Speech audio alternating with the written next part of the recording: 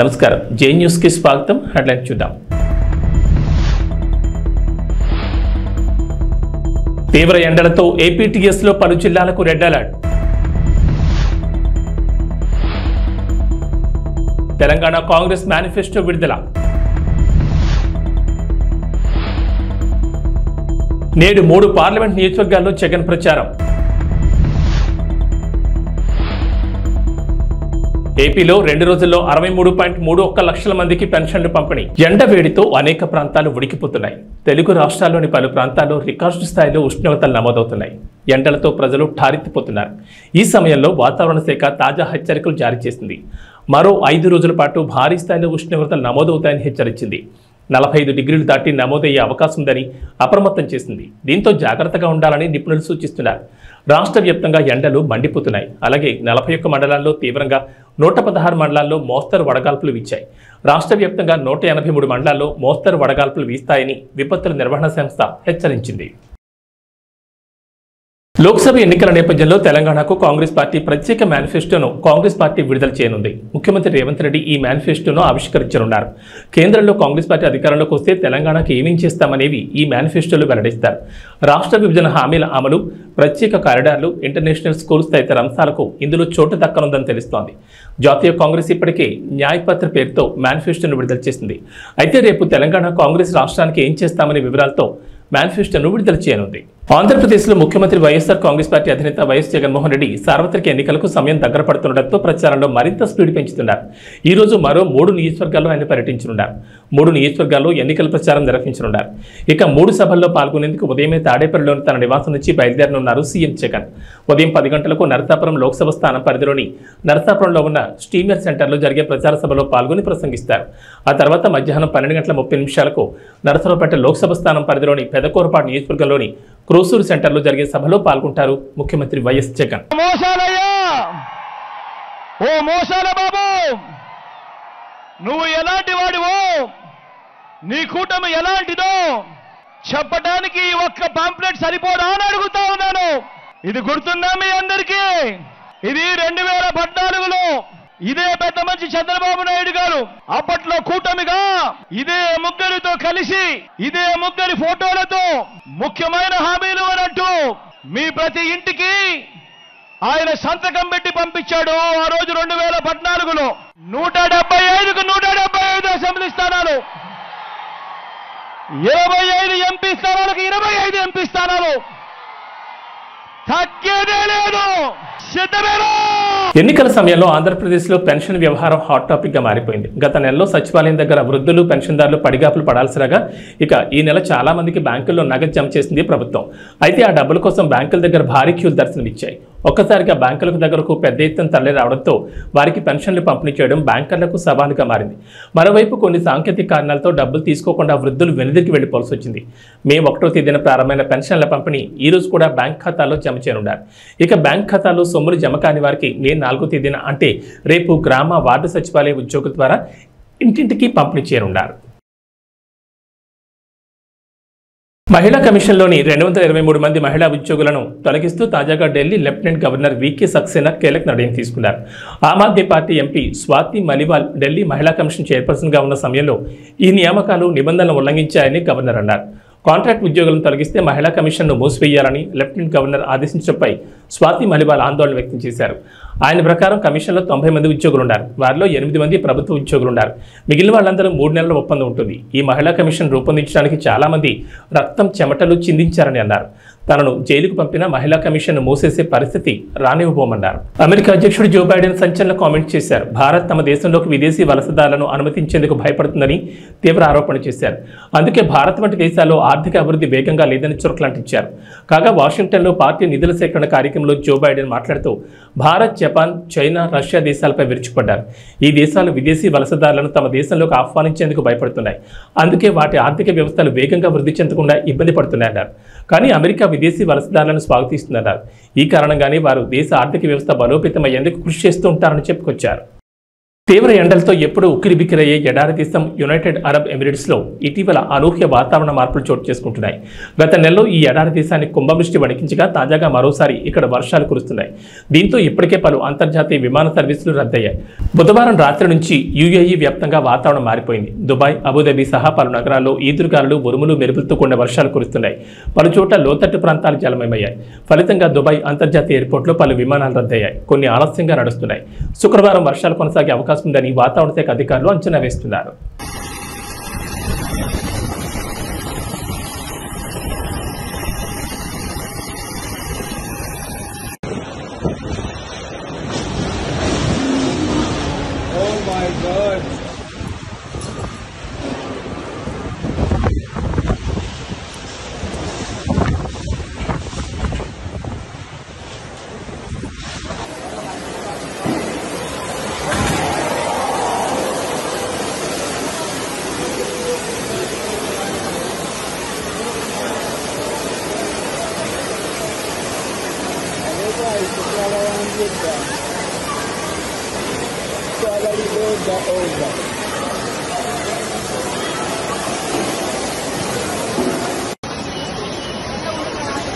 IPL 2024 season అద్భుతంగా కొనసాగుతోంది. దాదాపు సగానికి పైగా మ్యాచ్లు అయిపోయాయి. ఇప్పుడు ప్లే ఆఫ్స్ ఆసక్తికరంగా మారుతున్నాయి.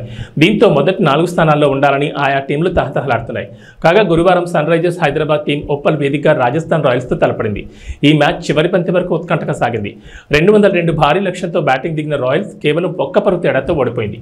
దాంతో హైదరాబాద్ టీం ఐపీఎల్ పాయింట్ల పట్టికలో 4వ స్థానానికి చేరుకుంది. బంగ్లాదేశ్తో టీ20 సిరీస్లో భారత్ అమ్మాయిలు దూకుడు కొనసాగిస్తున్నారు. మరో 2 మ్యాచ్లు మిగిలి ఉండగానే 5 టీ20ల సిరీస్ను 3-0తో కైవసం చేసుకున్నారు. గురువారం 3వ టీ20లో టీమిండియా 7 వికెట్ల తేడాతో ఆతిథ్య జట్టును చిత్తు చేసింది. మొదట బౌలర్లు కట్టుదిట్టంగా బౌలింగ్ చేయడంతో బంగ్లా 20 ఓవర్లలో 8 వికెట్లకు 117 పరుగులు చేయగలిగింది. కొత్తపేట నియోజకవర్గం పలు గ్రామాల్లో బండారు సత్యానందరావు ప్రచారం భారీ జనసందోహం మధ్య కొనసాగుతోంది. తెలుగుదేశం పార్టీ మేనిఫెస్టో ప్రకటించడంతో మేనిఫెస్టోలోని పథకాలు ప్రజలను ఆకర్షిస్తున్నాయి. దానికి తోడు అన్నదమ్ముల కలయిక కూటమి అభ్యర్థి బండారు సత్యానందరావుకు విజయాన్ని తెచ్చిపెడుతుందని స్థానికులు అంటున్నారు. నియోజకవర్గంలో 4 మండలాల్లో జనసేన, తెలుగుదేశం, భారతీయ జనతా పార్టీ కార్యకర్తలు ఉత్సాహంతో స్వచ్ఛందంగా బండారు గెలుపు కృషి చేస్తున్నారు. కులమతాలకు అతీతంగా అందరినీ కలుపుకుని పనిచేసే వ్యక్తి, సౌమ్యుడిగా పేరొందిన వ్యక్తి బండారు సత్యానందరావు అని ప్రజల్లో నమ్మకం కలిగిందంటున్నారు. గతంలో బండారు సత్యానందరావు 2 సార్లు నియోజకవర్గంలో ఎమ్మెల్యేగా పనిచేసి పలు అభివృద్ధి కార్యక్రమాలకు శ్రీకారం చుట్టారు.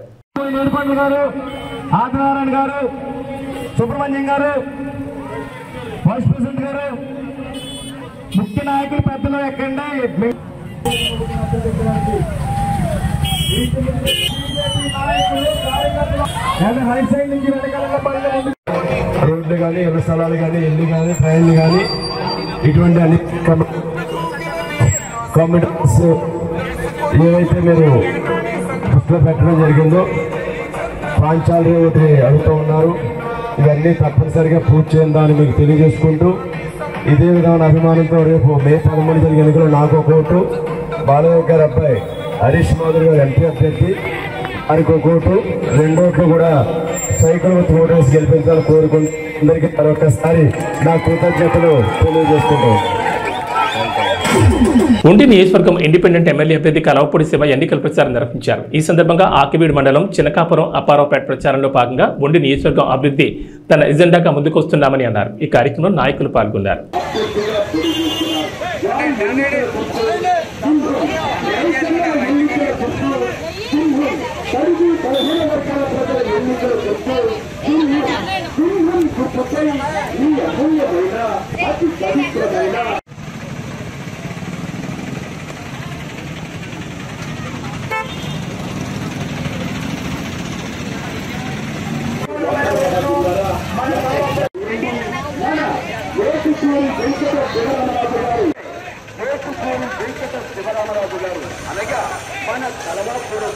ముద్రగడ పద్మనాభం వ్యవహార శైలిని కూతురు క్రాంతి వ్యతిరేకించారు. కేవలం పవన్ కళ్యాణ్ తిట్టడానికే ముద్రగడని జగన్ వాడుతున్నారని ఆవేదన వ్యక్తం చేశారు. పిఠాపురంలో పవన్ కళ్యాణ్ గెలుపు కోసం తన వంతు కృషి చేస్తానని తెలిపారు. అందరికీ నమస్కారం. నేను క్రాంతి బార్లపూడి, ముద్రగడ పద్మనాభం గారి అమ్మాయిని. పిఠాపురంలో పవన్ కళ్యాణ్ గారిని ఓడించడానికి వైసీపీ నాయకులు ఎన్ని చేయాలో అని చేస్తున్నారు. ముఖ్యంగా నిన్న మా నాన్నగారు ఒక బాధాకరమైన ఛాలెంజ్ చేశారు. పవన్ కళ్యాణ్ గారిని ఓడించి పిఠాపురం నుండి తరిమేయకపోతే ఆయన పేరు ముద్రగడ పద్మనాభం రెడ్డిగా మార్చుకుంటారట. ఈ కాన్సెప్ట్ ఏంటో నాకు అసలు అర్థం కాలేదు. ఆయన ప్రకటన ముద్రగడ అభిమానులకు సైతం నచ్చలేదు. వంగా గీత గారిని గెలిపించడానికి కష్టపడవచ్చు, కానీ పవన్ కళ్యాణ్ గారిని మరియు ఆయన అభిమానుల్ని కించపరిచేలా కామెంట్స్ ఉండకూడదు. మా నాన్నగారిని కేవలం పవన్ కళ్యాణ్ గారిని తిట్టడం కోసమే జగన్మోహన్ రెడ్డి గారు వాడుతున్నారు. ఈ ఎన్నికల తర్వాత ఆయనను ఎటు కాకుండా వదిలేయడం పక్కా. ఈ విషయంలో నేను మా నాన్నగారిని పూర్తిగా వ్యతిరేకిస్తున్నాను. నేను పవన్ కళ్యాణ్ గారి గెలుపు కోసం నా వంతు కృషి నేను చేస్తాను. నమస్కారం. ఎట్టకేలకు శంషాబాద్ విమానాశ్రయంలో ఏర్పాటు చేసిన బోనులో చిరుత చిక్కింది. 5 రోజులుగా చిరుత కోసం అటవీశాఖ అధికారులు గాలింపు చర్యలు చేపట్టారు. దీన్ని పట్టుకోవడానికి 5 బోన్లు 20 కెమెరాలు ఏర్పాటు చేశారు. ఈ చిరుతను నెహ్రూ జూ పార్కు తరలించనున్నారు. జూలో దీని ఆరోగ్య పరిస్థితిని పరిశీలించి అమరాబాద్ టైగర్ రిజర్వ్కు తరలించనున్నట్లు అటవీశాఖ అధికారులు తెలిపారు. చిరుతపులు చిక్కడంతో పరిసర గ్రామాల ప్రజలు ఊపిరి పీల్చుకున్నారు. 5 రోజులుగా వీళ్లంతా ప్రాణభయంతో గడిపారు.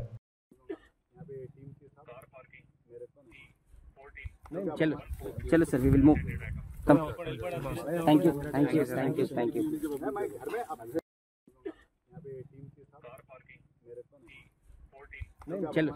चलो sir, we will move. Come. Thank you.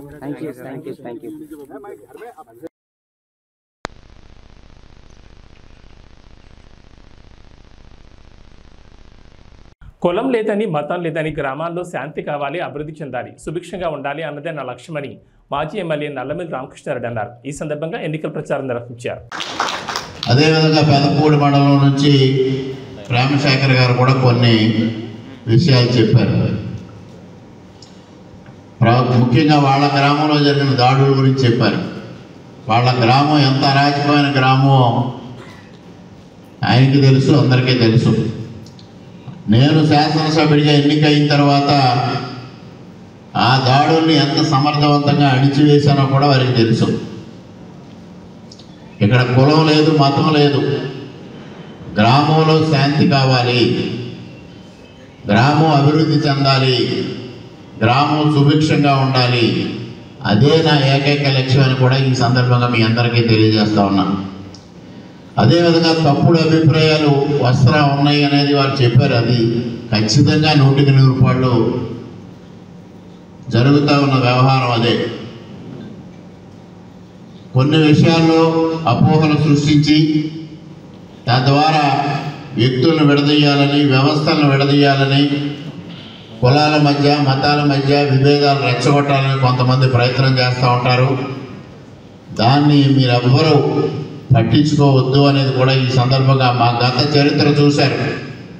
మా తండ్రి గారు ఏ విధంగా పనిచేశారో, నేను ఏ విధంగా పనిచేశానో మీ అందరికీ తెలుసు.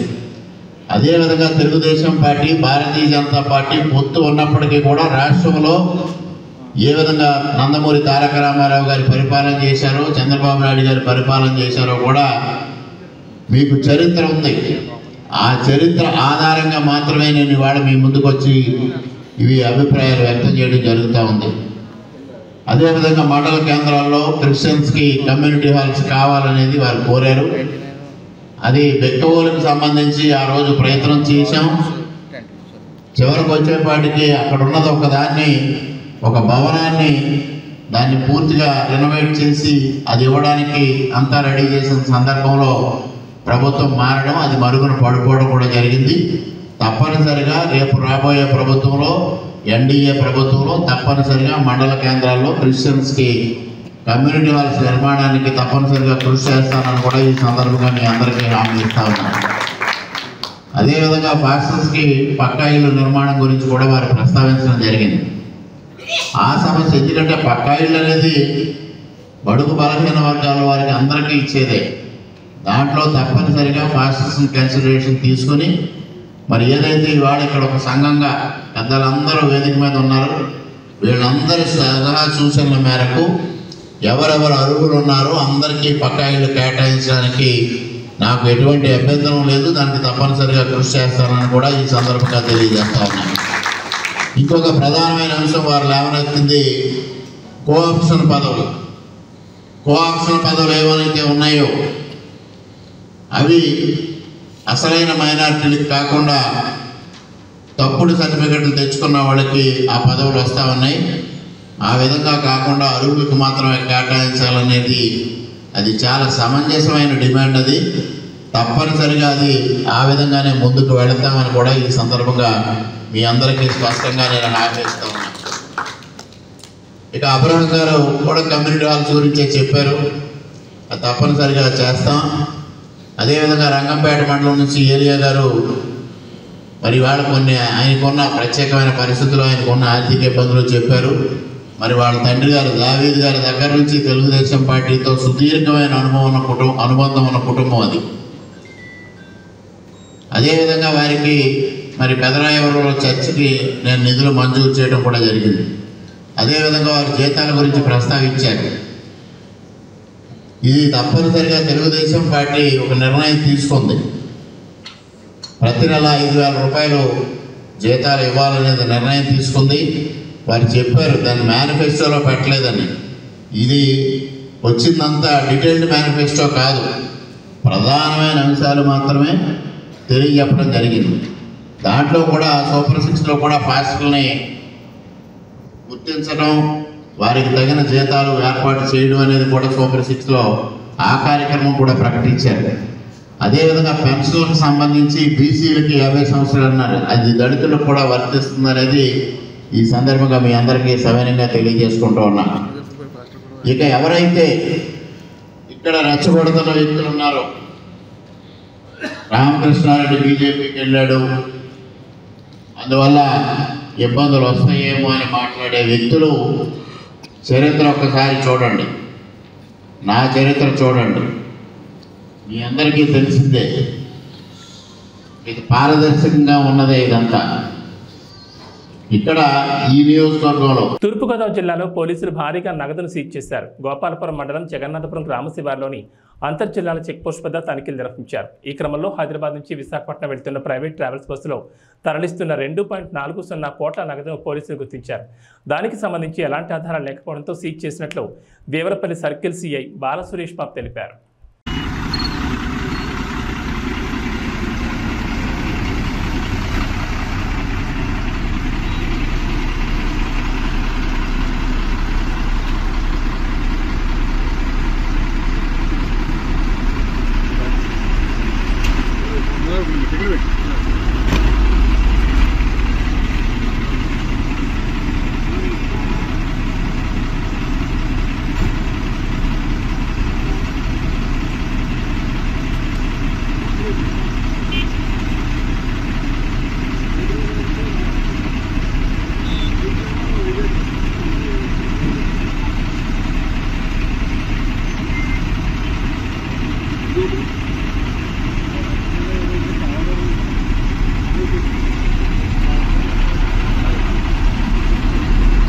అనపర్తి మండలం పేరా రామచంద్రపురం గ్రామంలో అనపర్తి శాసనసభ్యులు డాక్టర్ సత్తి సూర్యనారాయణ రెడ్డి కుమారుడు ప్రముఖ యూరాలజిస్ట్ డాక్టర్ సత్తి గౌతమ్ రెడ్డి ఎన్నికల ప్రచారం నిర్వహిస్తున్నారు. ఈ సందర్భంగా గడప గడపకు వెళ్లి ముఖ్యమంత్రి వైఎస్ జగన్మోహన్ రెడ్డి ఆధ్వర్యంలో సత్తి సూర్యనారాయణ రెడ్డి చేసిన అభివృద్ధి సంక్షేమ కార్యక్రమాలను వివరించారు.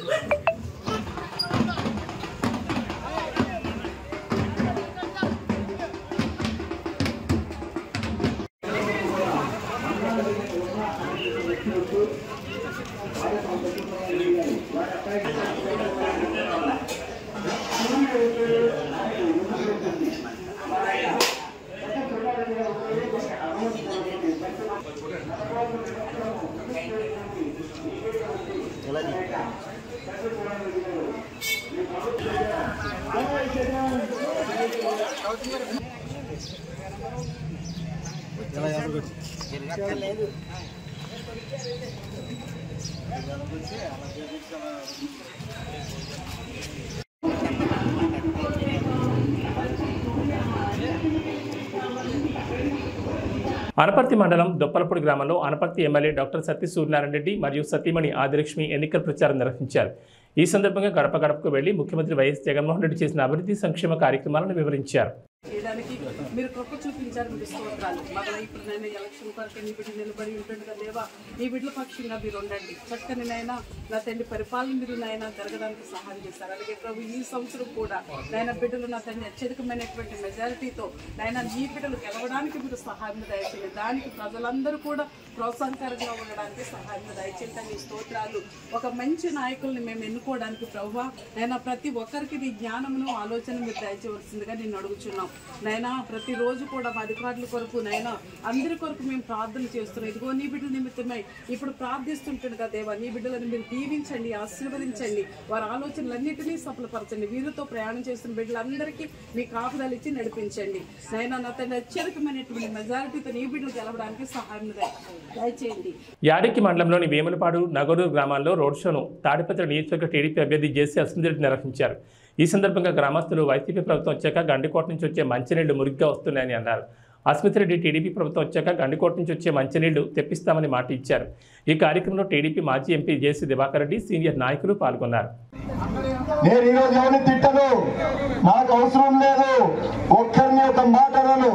నేను కేవలం మనం ఏం చేశాము, రేపు మన ప్రభుత్వం వస్తే ఏం చేయబోతాం తప్ప అవి తప్ప నేను ఏమి మాట్లాడదలుచుకోలేదు. నేను ఈరోజు నేను గ్రామ గ్రామం తిరిగాను. దాదాపు 1994-95 ఆ ప్రాంతంలోనే ఎప్పుడైతే పెదనాన్న గారు రోడ్స్ అండ్ బిల్డింగ్ మినిస్టర్ ఉన్నాడు, అప్పుడే మీకు ప్రతి గ్రామానికి రోడ్లు వేశారు. అవునా కాదా? ఎక్కడా లేని విధంగా ఎక్కడి నుంచో ప్రతిసారి ప్రతి ఊర్లో కొత్త కోడ్లు వచ్చారు. కొత్తగా వచ్చిన వాళ్ళు ఉన్నారు ఊళ్ళలో, వాళ్ళని అడగండి మీరు, మీ ఊర్లలో ఎప్పుడు మీకు రోడ్లు వచ్చాయని ఎవరైనా చెప్పాలంటే దాంట్లో 5 ఏళ్ళ 10 ఏళ్ల కిందటనే. కానీ దాదాపు మనం 30 ఏళ్ల కిందటే తార్ రోడ్లు అయితేనేమి, సిమెంట్ రోడ్లు అయితేనేమి ప్రతి గ్రామానికి కనెక్టివిటీ చూసాం. అవునా కాదా చెప్పండి మీరు అందరితో. అదేవిధంగా నేను ఊర్లు తిరుగుతానప్పుడు, ఇంటింటి వద్ద పోయినప్పుడు ఖచ్చితంగా అందరినీ అడిగా, ఏందమ్మా మీ ఊర్లో పెద్ద సమస్య అనేది. ఎస్పెషల్లీ ఆడవారు ఏమన్నారంటే, అన్నా మాకు తాగునీరు సమస్య చాలా ఉందని చెప్పారు. నేను అప్పుడు వాళ్ళకి ఒకటే అడిగా, ఎందుకమ్మా మీకు సమస్య? మీకు గండికోట నీళ్ళున్నాయి, అదేవిధంగా అంతకుముందు చాగళ్ళు నీళ్ళున్నాయని చెప్పి అడిగాను. వాళ్ళు ఒకటే అడిగారు నాతో, అన్నా మాకు గండికోట నీళ్ళున్నాయి కానీ గండికోట నీళ్ళలో చాలా మురికి వస్తుందని చెప్పారు. అన్నా నేను అడుగుతాం మీ అందరినీ, 5 ఏళ్ల కిందట ఎప్పుడైతే మేము ప్రాజెక్ట్ చేపట్టామో అప్పుడు కూడా మీకు మురికి నీళ్ళు వచ్చాయా? నాకు తెలిసి మీకు రాలేనప్పుడు మురికి నీళ్ళు. కేవలం మీకు ఒకటే చెప్తా, దానికి కారణం ఏంటంటే ఈ 5 సంవత్సరాల్లో ఎప్పుడైతే ఏదైతే వైకాపా ప్రభుత్వం ఉందో వారి నిర్లక్ష్యం వల్ల మెయింటెనెన్స్ లేక ఖచ్చితంగా ప్రతి దగ్గర ప్రాబ్లం వచ్చి మీకు మురికి నీళ్ళు వస్తున్నాయి. నేను ఈ సభాముఖంగా మీ అందరికీ ఏం తెలియజేస్తానంటే, రాబోయే కాలంలో ఎప్పుడైతే మీరు తెలుగుదేశం ప్రభుత్వం ఎన్నుకుంటారో ఆ రోజు నుంచి మీకు మంచి నీళ్ళు వచ్చేటట్టుగా చేస్తాను ఈ సభాముఖంగా మీ అందరికీ తెలియజేస్తున్నాను. అదేవిధంగా చాలా మంది నా దగ్గరకు వచ్చారు, అలా గండికోట నీళ్ళు మురికిగా ఉన్నాయి, మాకు గండికోట నీళ్ళు వద్దు, మాకు అంతకుముందు చాగళ్ళ పైప్ లైన్ ఉంది, ఆ నీళ్ళు ఇప్పేమని చెప్పి. నేను ఒకటే చెప్తున్నా మీ అందరికీ, అన్నా నేను గండికోట నీళ్ళన్నా బాగా చేస్తాను, మీకు చాగళ్ళ నీళ్ళన్నా ఇస్తాను, ఏదో ఒకటైతే ఖచ్చితంగా నేను ఈ సభాముఖంగా మీ అందరికి చేస్తాను తెలియజేస్తున్నాను అన్నా. అదేవిధంగా ముఖ్యంగా నాకు ఏం చెప్పారంటే, ఎస్సీ కాలనీలో ఒక రోడ్డు సమస్య ఉంది పెద్దది ఎప్పటి నుంచో. అన్నా ఈ రోడ్డు సమస్య ఏదో కొత్తగా కాదు, 2018-19 ప్రాంతాల్లో ఎప్పుడైతే మన ప్రభుత్వం ఉండదో అప్పుడే నా దృష్టికి తీసుకొచ్చారు. కానీ ఒక చిన్న సమస్య వల్ల ఆ రోడ్డు చేపట్టలేకపోయినాం. కానీ ప్రస్తుతం నమస్కారం.